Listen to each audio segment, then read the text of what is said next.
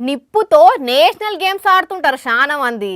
Petrol, diesel, gas leak అవుతున్నప్పుడు ఎంత జాగ్రత్తగా ఉండాలనో తెలియదుల్లా. అసోంటప్పుడు చిన్న నిప్పు రవ్వజాలు మొత్తం అట్టుకుంటుంది. చూస్తూనే మంటలు అంటుకొని బూడిదైపోతుంది.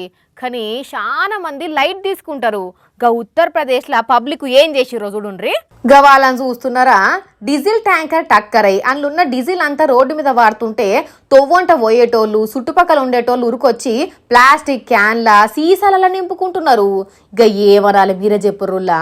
ఎవడన్నా చిన్నగా అగ్గిపుల్ల గీసేసిందంటే ఏందన్నట్టు పరిస్థితి. ఉత్తరప్రదేశ్ రాష్ట్రం ఫతేపూర్ జిల్లాల ప్రయోగరాజ్ కాన్పూర్ నేషనల్ హైవే 2 మీద జరిగింది ముచ్చట. ఒక డీజిల్ ట్యాంకర్ ను వెనక నుంచి వచ్చిన ట్రక్ గుద్దెటాలకు ట్యాంకర్ లో ఉన్న డీజిల్ లీక్ అయి గిట్ల రోడ్డు మీద కాలువలు కట్టింది. ఆ టైంలో ట్యాంకర్ల 29,000 లీటర్ల డీజిల్ ఉన్నదట.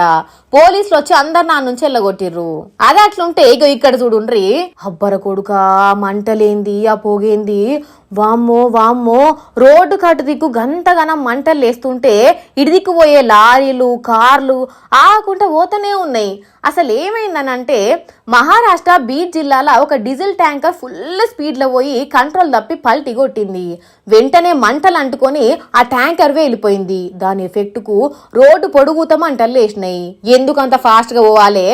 అసలే అది డీజిల్ ట్యాంకర్, జాగ్రత్తగా నడపాలి కదా అనుకోబట్టిర్రు ఆ తొవ్వంట పోయే ప్యాసింజర్లు.